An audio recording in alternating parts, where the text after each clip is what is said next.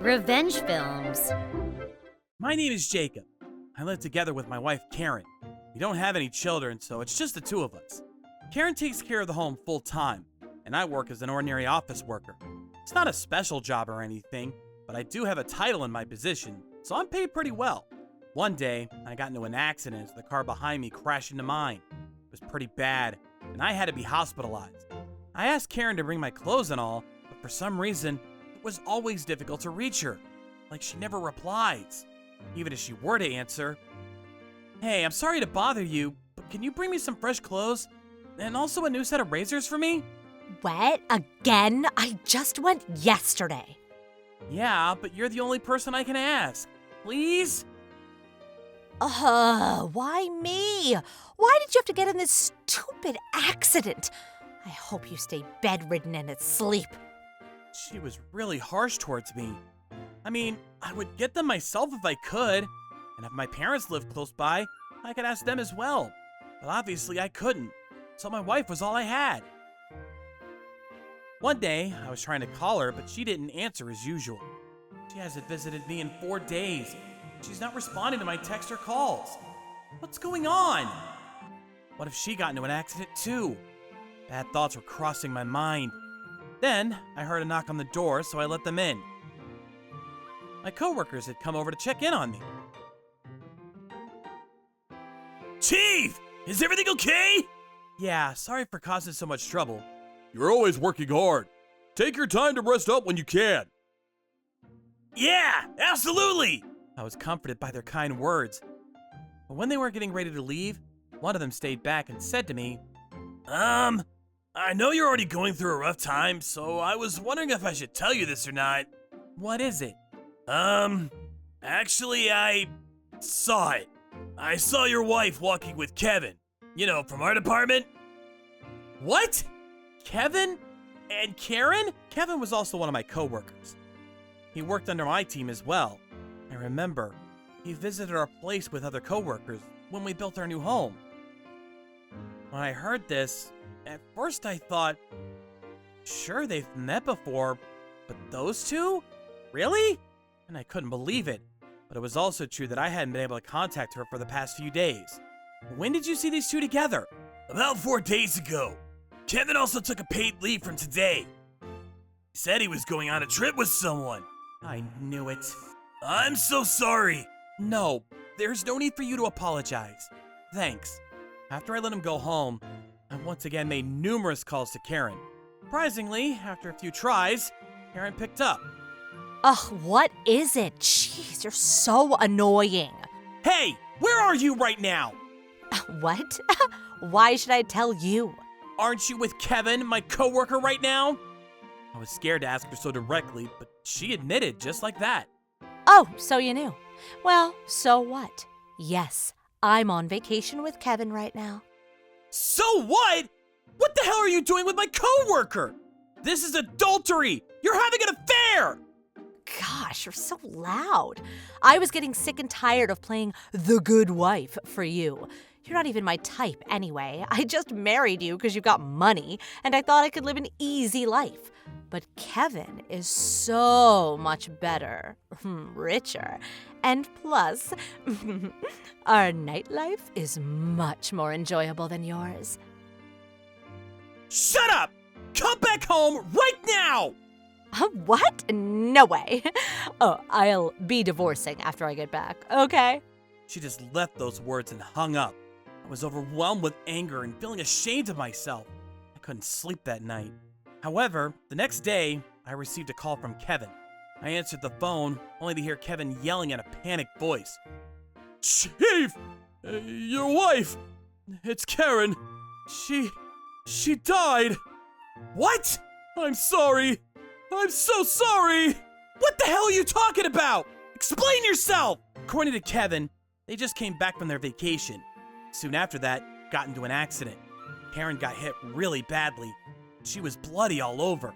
People called for an ambulance and she was carried to the hospital. Kevin said she didn't move at all. "Where's the hospital?" "It's Sukato Hospital." That was the hospital that I was in. I quickly ended the call and called the nurse to explain the situation.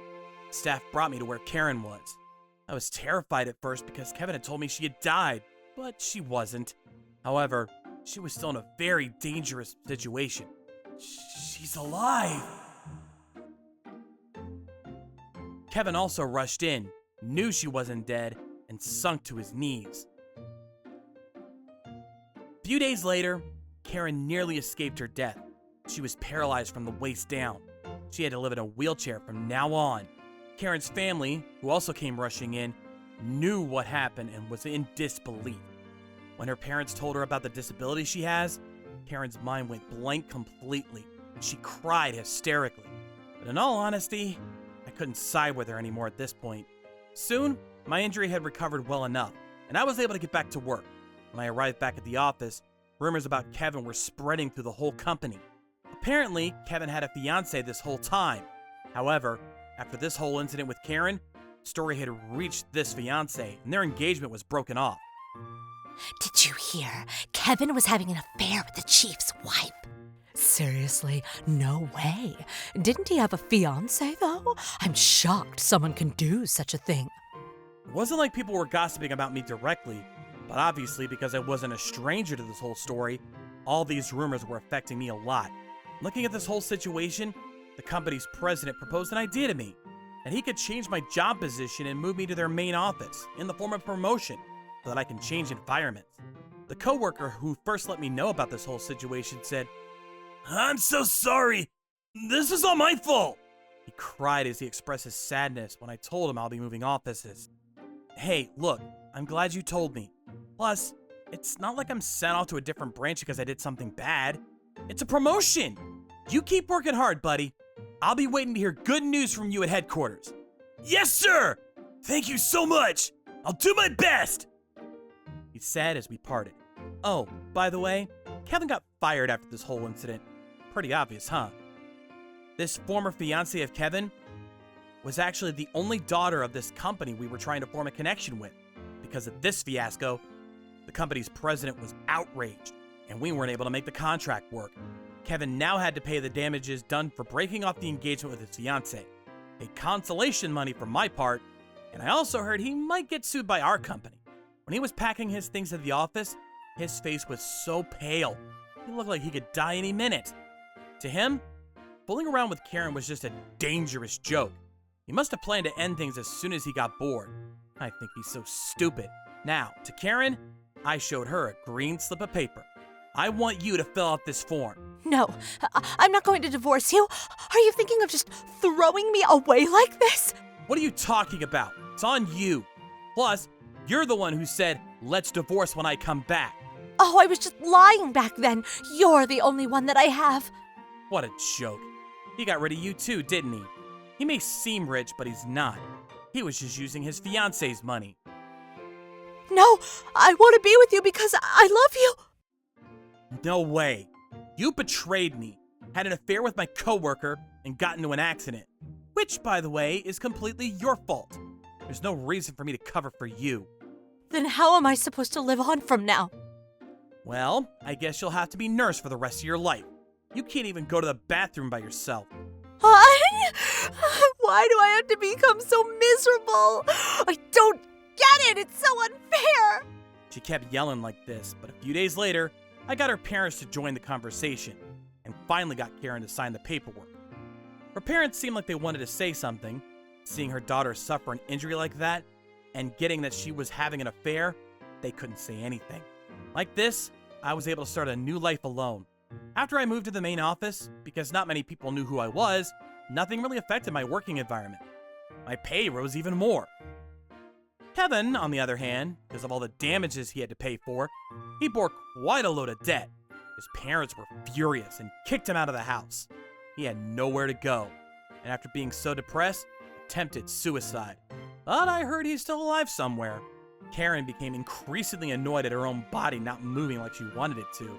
And I heard from a rumor that her attitude toward her parents and caretakers is horrendous. I'm sure sooner or later, her parents will give up on her too. Honestly, I couldn't care less how that woman spends the rest of her life like. But I think Karen and Kevin both deserve what they got.